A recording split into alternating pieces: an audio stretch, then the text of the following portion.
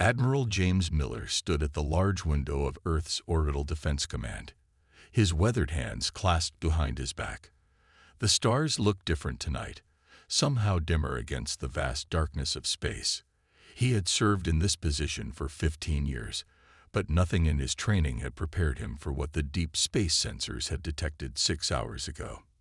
"Sir," called out Lieutenant Tom Parker from his monitoring station, "the unknown fleet has passed Mars' orbit. Their current speed suggests they'll reach Earth in approximately 4 hours." Miller nodded slowly, his reflection in the reinforced glass showing no sign of the worry he felt inside. The fleet they had detected was massive.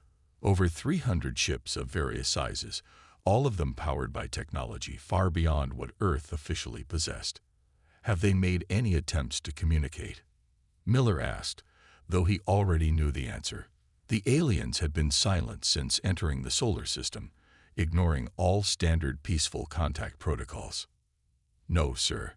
But our analysts suggest their formation is consistent with a conquest fleet, based on historical data from other civilizations they've encountered." The Admiral allowed himself a small smile. Of course, they would think Earth was just another primitive world to add to their collection. That's exactly how they had designed things to appear. The emergency alert sounded throughout the command center, its deep tone drawing everyone's attention to the main display screen. A single ship had broken away from the main fleet and was accelerating toward Earth at an incredible speed. "Advanced scout ship," Miller muttered. "Right on schedule." The alien vessel was elegant in its design, all smooth curves and gleaming metal that seemed to absorb light rather than reflect it. It came to a stop just beyond the moon's orbit. And finally, after hours of silence, a transmission came through. "To the governing authorities of Earth," the message began, translated automatically by their systems. "I am Lord Marcus, representative of the Eternal Galactic Empire. Your world has been chosen to receive the Empire's blessing of integration. Resist, and face obliteration. Submit, and enjoy the benefits of Imperial rule. You have one standard planetary rotation to prepare for our arrival, and formally surrender your world."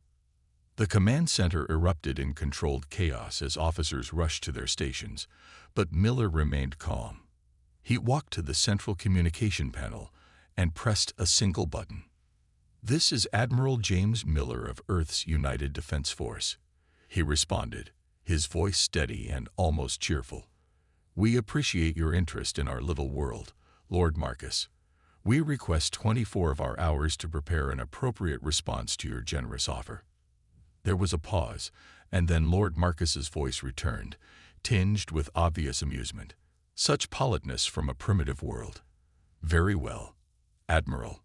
24 of your hours, though I should warn you, attempting to mount any form of defense would be unfortunate." The transmission ended, and Miller turned to face his crew. They were all staring at him, waiting for orders, for reassurance, for something to give them hope against what seemed like impossible odds. "Send the Black Pearl signal," he commanded, using a code phrase that hadn't been uttered in over 50 years. "Full global leadership assembly in 1 hour." As his officers scrambled to comply, Miller returned to the window. He brushed his fingers against the cool glass, feeling the ancient nanomaterials that made it stronger than steel. So many secrets, hidden in plain sight. So many layers of deception, maintained for thousands of years. "You should have done your homework better, Lord Marcus," he whispered to himself. "Earth isn't just another primitive world to conquer. It's a cage we built for ourselves, to protect the galaxy from truths it isn't ready to face." In the distance, the alien scout ship hung in space like a beautiful but deadly jewel, unaware that its arrival had just set in motion events that would shake the foundations of their empire. Earth had maintained its charade of weakness for millennia. But now, thanks to their unwelcome visitors, that carefully constructed facade was about to crack. The time for hiding was coming to an end, and Miller couldn't help but feel a little sorry for the empire that had just made the mistake of waking a sleeping giant. The Global Council chamber was hidden 2 miles beneath the Swiss Alps, in a facility that officially didn't exist. 30 world leaders sat around a circular table, their faces lit by the soft blue glow from the ancient symbols carved into the walls. None of them spoke. They were waiting. Admiral Miller walked to the center of the room, his footsteps echoing in the tense silence. Above him, a holographic display showed the Empire's fleet, now stationed just beyond the moon. "Ladies and gentlemen," he began, "in 3 hours, we must give our answer to the Empire. But before we decide, you need to know the truth. The real truth." He pressed a small device in his hand, and the room's lighting changed. The walls became transparent, revealing massive machines that hummed with power behind them. Technology that wasn't supposed to exist on Earth. 3,000 years ago, Miller continued, humanity wasn't confined to Earth. We were among the stars, exploring, building, discovering. We were powerful, too powerful. The world leaders leaned forward, many hearing this for the first time. Only a few of them knew the full story, passed down through generations of carefully chosen leaders. "We found something out there," Miller said, his voice growing quiet. "A way to break down the walls between realities, to merge parallel universes, to rewrite the very laws of existence." He pressed another button, and a small cube appeared floating above the table. It was made of a metal that seemed to shift and change as they watched it. "This is a replica of what we found. The original is hidden so deep that even I don't know its location. With it, we could reshape entire galaxies. But we also discovered its danger. One mistake, one miscalculation, and we could unravel the fabric of reality itself." President Helen Roberts of the North American Alliance spoke up. "Are you saying we chose to come back to Earth? To hide?" Miller nodded. "Our ancestors made the hardest choice possible. They decided that no one should have this power, not even us. They built this facility, and others like it around the world. They created layer upon layer of false history, making Earth appear to be a young, developing world. Then they erased all evidence of our true past." The room erupted in whispered conversations. Miller waited for them to quiet down before continuing. "We became the guardians, watching, waiting, making sure this knowledge never fell into the wrong hands. For 3,000 years, we've maintained this deception. We turned away curious aliens, deflected attention, and kept our true capabilities hidden." He gestured at the hologram of the Empire's fleet. "But now they're here, demanding our surrender. And for the first time in 3,000 years, we must decide if we break our silence." The Chinese premier stood up. "What exactly are you suggesting, Admiral?" "I suggest we give them our warning. The only warning we'll ever give. Show them just enough of our power to make them understand that Earth isn't what it seems. That we're not here because we're weak, but because we're too strong. And if they don't listen," asked the African Union representative. Miller's face hardened. "Then we wake up. Fully. We bring online every piece of technology we've kept dormant. We remind the galaxy why our ancestors were both respected and feared." The room fell silent again as the weight of the decision pressed down on them. 3,000 years of secrecy, of careful hiding, of protecting the galaxy from knowledge it wasn't ready for, all of it hanging in the balance. Finally, the Secretary General of the United Nations stood. "We need to vote. But first, Admiral, tell us, what's your recommendation?" Miller looked at each face around the table, seeing the mix of fear and determination in their eyes.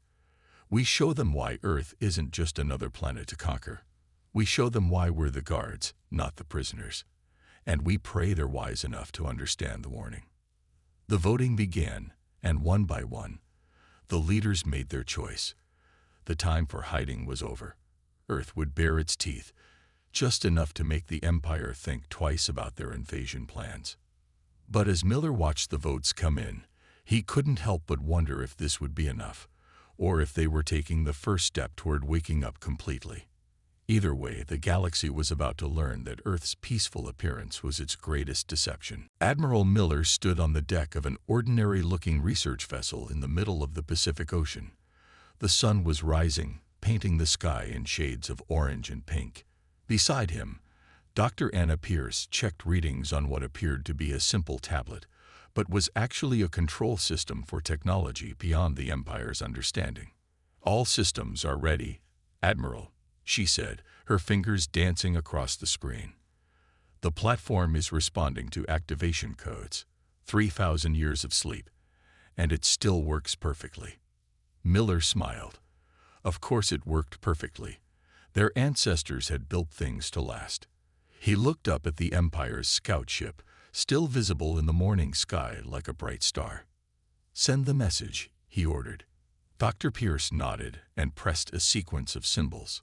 High above them, Lord Marcus received the transmission. "Your patience is appreciated. Please observe the following demonstration." The ocean began to vibrate. Waves rolled outward from their position as something massive rose from the depths. Water cascaded off ancient metal surfaces as a platform the size of a small city emerged. It had been hiding there since before the pyramids were built, waiting for this moment. "Platform is stable," Dr. Pierce reported. "Power systems at full capacity. Targeting systems online." Miller picked up a communication device. "To all Earth observation stations, initiate blackout protocols.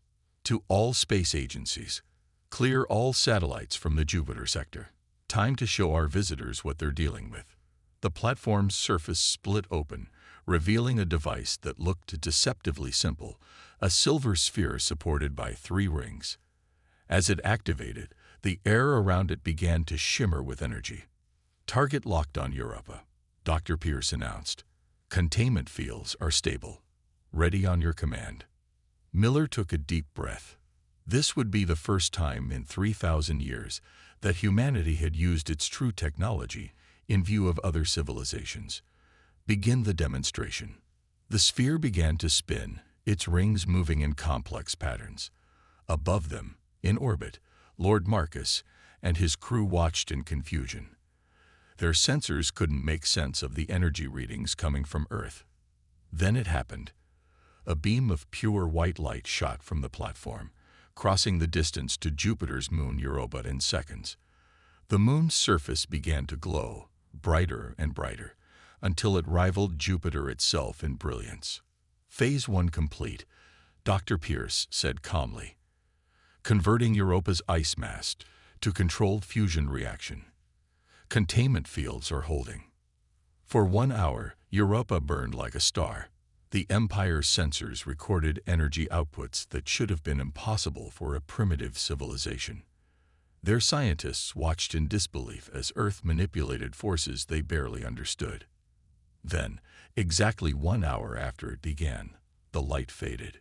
Europa returned to normal, unchanged except for a single symbol burned into its surface, an ancient warning sign visible from orbit. "Demonstration complete," Dr. Pierce announced. "All systems performing exactly as designed. No residual effects detected on Europa." Miller activated the communication channel to the Empire's ship again. "Lord Marcus, you've just witnessed less than 1% of Earth's true capabilities. This technology is over 3,000 years old, and it's one of our simpler devices." There was a long pause before Lord Marcus replied. His voice had lost its earlier arrogance. How is this possible? Our records show your world has barely achieved spaceflight." "Your records show exactly what we wanted them to show," Miller responded. "Earth isn't primitive, Lord Marcus. We're not hiding from the galaxy out of weakness. We're containing ourselves out of responsibility." He looked at Dr. Pierce, who nodded in confirmation that all systems were powering down. The platform began its descent back into the ocean, leaving no trace of its existence except the choppy waves. "Consider this our first and only warning," Miller continued. "Earth is not a prize to be conquered. It's a choice we made, the burden we carry, to protect the galaxy from powers it's not ready to control." As the platform disappeared beneath the waves, Miller watched the Empire's scout ship. Its sensors were still frantically scanning Earth, trying to understand what they had just witnessed. But they wouldn't find anything. 3,000 years of hiding had taught humanity how to keep its secrets well. The real question now was, would the Empire be wise enough to listen to the warning, or would they force Earth to wake up completely? 2 hours after the Europa demonstration, Admiral Miller sat alone in a secure communication room beneath the Pacific platform. The screens around him showed the Empire's fleet in disarray. Some ships had pulled back beyond Mars' orbit, while others maintained defensive positions near the Moon. They were scared, confused, and dangerous, like any wounded animal. A light flashed on his console. Lord Marcus was requesting a private channel. Miller accepted the call. "I trust you've had time to analyze our demonstration," Miller said, his voice calm and steady. "That's why I needed to speak with you," Lord Marcus replied. The Imperial commander's voice had lost its earlier arrogance. "Our scientists, they say what you did to Europa should be impossible. The energy readings, the precision, the control over fusion reactions, it's beyond anything in known space." Miller nodded, though Lord Marcus couldn't see him. "That's because we removed ourselves from known space a very long time ago. What you saw today was a reminder of why." There was a long pause before Lord Marcus spoke again. "Tell me the truth, Admiral. What are you really guarding on that blue world of yours?" Miller considered his next words carefully. The Council had given him permission to reveal part of the truth, enough to make the Empire understand the gravity of their situation. "Have you ever wondered, Lord Marcus, why there are gaps between parallel universes? Why reality stays stable?" "I don't understand," Marcus replied. Miller pressed a few buttons, sending a data packet to the Empire ship. "Look at these readings. They're from 3,000 years ago, when we made our discovery." He heard Marcus gasp as the data appeared on his screens. This can't be right. These readings suggest that reality is more fragile than anyone imagined," Miller finished for him. "That the walls between universes can be breached, merged, or destroyed entirely. We discovered how to do it, Lord Marcus. How to rewrite the fundamental laws that keep existence stable." The silence that followed was heavy with understanding. "The first time we tested it," Miller continued, "we accidentally merged two small parallel universes. The effect lasted only microseconds, but the damage—" He paused, remembering the ancient records. "Let's just say there's a reason that sector of space is now called the Dead Zone." "The Dead Zone." Marcus's voice was barely a whisper. "Your people created the Dead Zone, but it's over 10,000 light-years across. Yes, a reminder of what happens when such power is mishandled. That's why we chose exile, Lord Marcus. Not because we were weak, but because we were too strong. We built layers of defenses, erased our history, and became Earth's guardians instead of its rulers." Miller stood up and walked to the window, looking out at the deep ocean above. "The demonstration you saw today, that was using the smallest fraction of our simplest technology. We have devices that could reshape galaxies, reorganize matter at its most basic level, even alter the flow of time itself. But we chose not to use them, because nobody, not even us, should have that kind of power." "Why are you telling me this?" Marcus asked. "Because you need to understand what you're dealing with. Earth isn't a prize to be won. It's a self-imposed prison for a civilization that chose responsibility over power. We're not hiding from the galaxy. We're protecting it from knowledge it isn't ready to handle." He could hear Marcus breathing heavily on the other end of the communication. "The Empire, they won't accept this. They can't accept the idea that a single world could hold such power." "I know," Miller replied quietly. "That's why I'm hoping you're wise enough to help them understand. Because if the Empire forces us to wake up completely, to bring all our old technology online—" He left the sentence unfinished. Lord Marcus was silent for a long moment. When he spoke again, his voice was different, not afraid, but deeply respectful. "You've hidden this for 3,000 years. Yes, and we'll hide for another 3,000 if necessary. The question is, Lord Marcus, will you let us?" The sun was setting over the Pacific when the Empire's fleet began to move. Admiral Miller watched from Earth's orbital command station as hundreds of ships turned away from Earth, their engines glowing against the darkness of space. Only Lord Marcus's ship remained, hanging motionless above the planet. "They're retreating beyond the asteroid belt," Lieutenant Parker reported, his eyes fixed on the sensor displays. "But, sir, they're not leaving the solar system completely." Miller nodded. He hadn't expected them to. The Empire wasn't known for giving up easily, even in the face of superior power. That's why he had already put the next phase of their plan into motion. Dr. Pierce entered the command center, carrying a small device that looked like an ancient stone tablet. "It's time, Admiral. The old systems are ready." Around the world, deep beneath oceans and mountains, buried under centuries of secrecy, humanity's true defense network was waking up. Satellites that had masqueraded as space debris shed their disguises, revealing sleek surfaces that absorbed light. Hidden bases on Mars and Venus powered up, their sensors reaching out across the solar system. "Open a channel to Lord Marcus," Miller ordered. "One last conversation before they go." The Empire's commander appeared on the main screen. He looked tired, but there was something else in his expression now, a kind of understanding that hadn't been there before. "The fleet is withdrawing, Admiral," Marcus said formally. "But I've been ordered to deliver a message from the Imperial Council. I'm listening.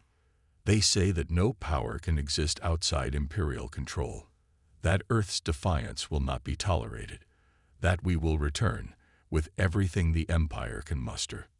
Miller smiled sadly. "Look at your sensor readings, Lord Marcus. Look at them right now." On his ship, Marcus turned to his display screens. His eyes widened as new energy signatures appeared all across the solar system. Hidden defenses, ancient weapons, and technologies that his sensors couldn't even classify were coming online one by one. "By the stars," Marcus whispered.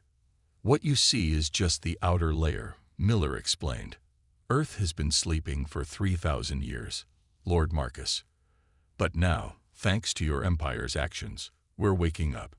Not fully, not yet, but enough." "Enough for what?" "Enough to remind the galaxy why we chose to hide in the first place. Tell your Empire this: Earth is no longer just guarding its own secrets. We're coming back to known space, not as conquerors, but as guardians. Because something is coming, Lord Marcus, something worse than your Empire could imagine." Miller pressed a button on his console, sending a data packet to Marcus's ship. "These are readings from our deep space sensors. The real ones, not the primitive devices we let you see. Look at the pattern of dark energy at the edge of known space. Something is disturbing the barriers between realities." Marcus's face paled as he studied the data. "How long?" 10 years, maybe less. That's why we're done hiding. Earth is waking up because the galaxy will need us again, whether it wants to admit it or not." The Empire commander was quiet for a long moment. Finally, he straightened his shoulders and said, "The Empire will not accept this easily." "We know," Miller replied. "That's why we're not asking for acceptance. This isn't a negotiation, Lord Marcus. It's a warning and an offer. Stand with us against what's coming, or stand aside. Those are the only options." As if to emphasize his words, a massive structure emerged from beneath the lunar surface, a defense platform that dwarfed anything in the Imperial fleet. Similar structures were appearing across the solar system, shedding their camouflage like ancient giants waking from slumber. "Make your choice," Miller said quietly. "But remember what you saw here. Remember that Earth didn't show you even a fraction of its true power. Remember that we chose peace over dominance, responsibility over empire." Lord Marcus looked one last time at the impossible readings on his screens, at the ancient weapons and defenses that his people had never even dreamed of. Then he straightened and gave a formal bow. "I will deliver your message, Admiral. And I will pray the Empire makes the right choice." As Marcus's ship turned to join the retreating fleet, Miller watched Earth's real defense network come fully online. Across the solar system, warning beacons activated, broadcasting a simple message to the stars. The Watchers rise again. And this time, we're not hiding. 1 month after the Empire's retreat, Earth had changed more than it had in the past 3,000 years. Admiral Miller stood in the newly revealed city of Atlantis, which had risen from its deep ocean slumber off the coast of Greece.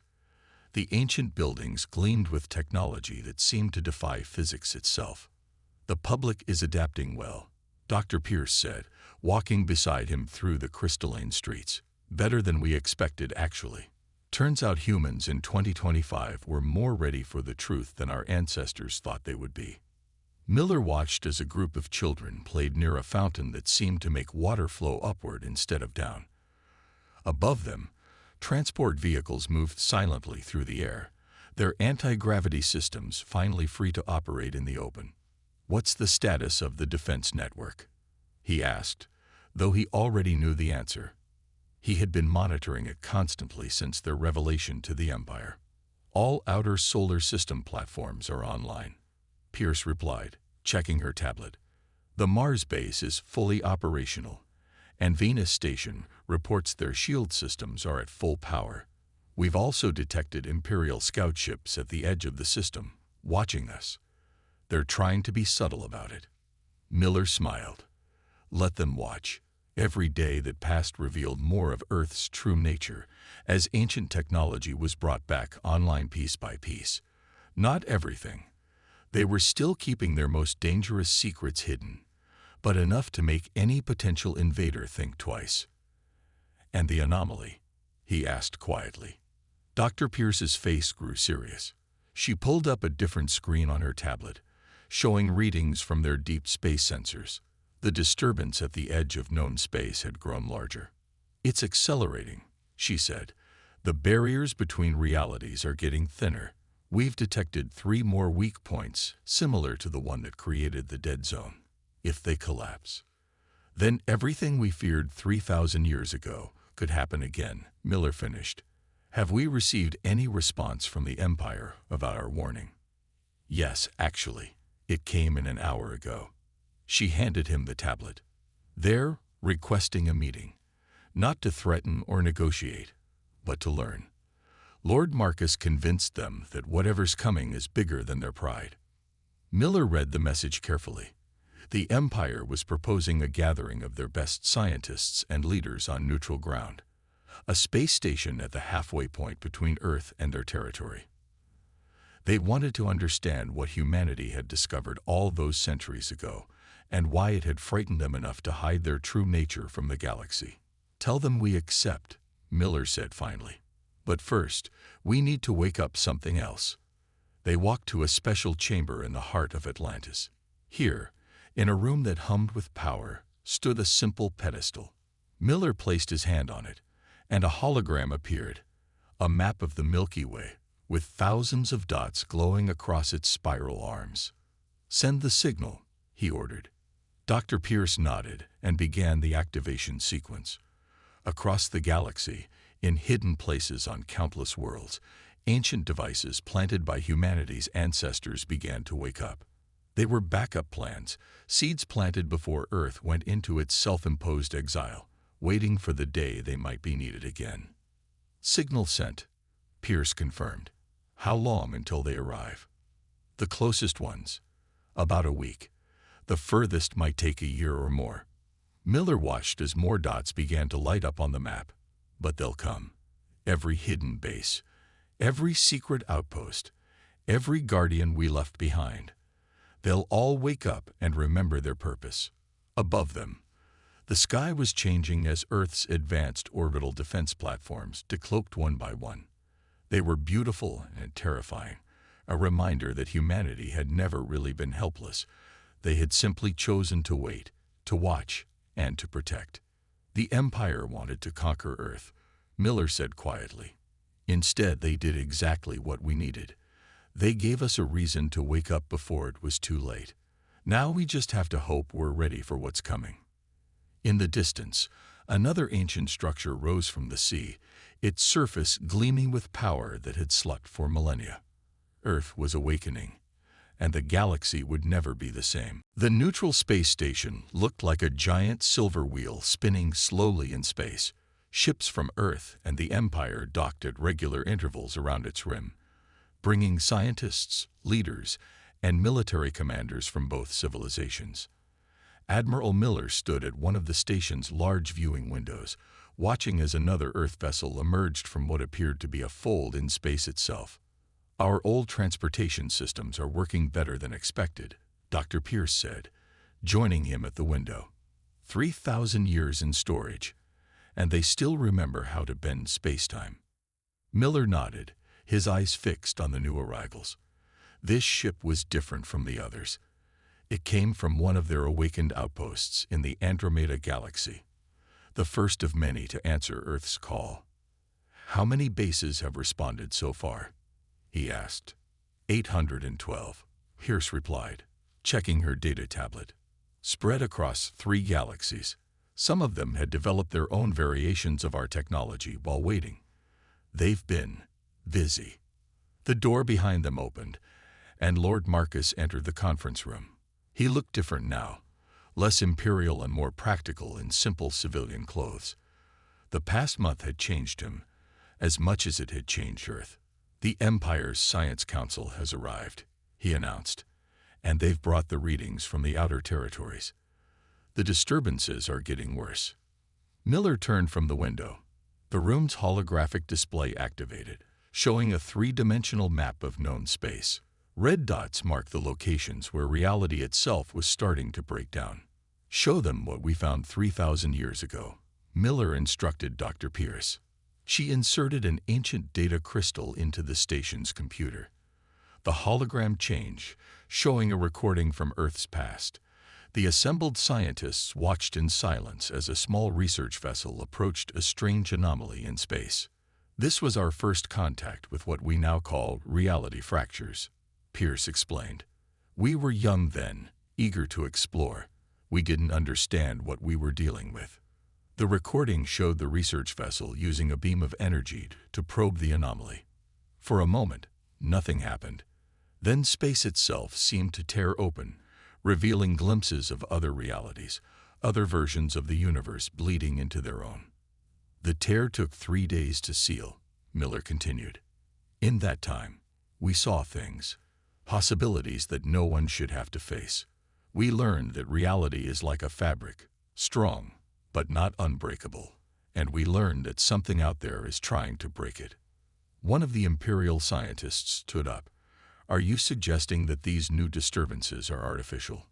That something is deliberately weakening the barriers between universes?" "Not something," Miller corrected. "Someone, or several someones. In all those other realities we glimpsed, we saw versions of ourselves. Humanities that chose different paths. Some of them found the same knowledge we did, but instead of hiding it, they tried to use it, to control it." He pressed a button, and the hologram showed the current spread of reality fractures across known space. "They're trying to break through into our reality, and they're getting closer to succeeding." The room erupted in worried conversations. Lord Marcus raised his voice above the noise. "This is why you hid. Why Earth chose exile. To guard against this." "Yes," Miller replied simply. "We knew that someday they would try again. That's why we left guardians across the galaxies, waiting and watching. And now, thanks to your Empire's attempted invasion, we're awake in time to stop them." Dr. Pierce moved to the center of the room. "Our hidden bases aren't just observation posts," she explained. "They're parts of a larger defense system, a way to strengthen the barriers between realities.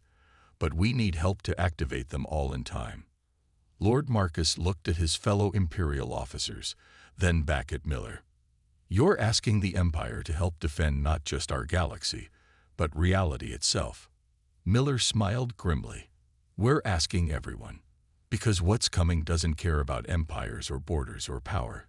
If they break through, everything ends. Not just our universe, but all of them." Above them, another Earth ship appeared from folded space, carrying more awakened guardians from across the cosmos. The gathering was beginning. and with it, the true test of whether humanity's long wait had been worth it.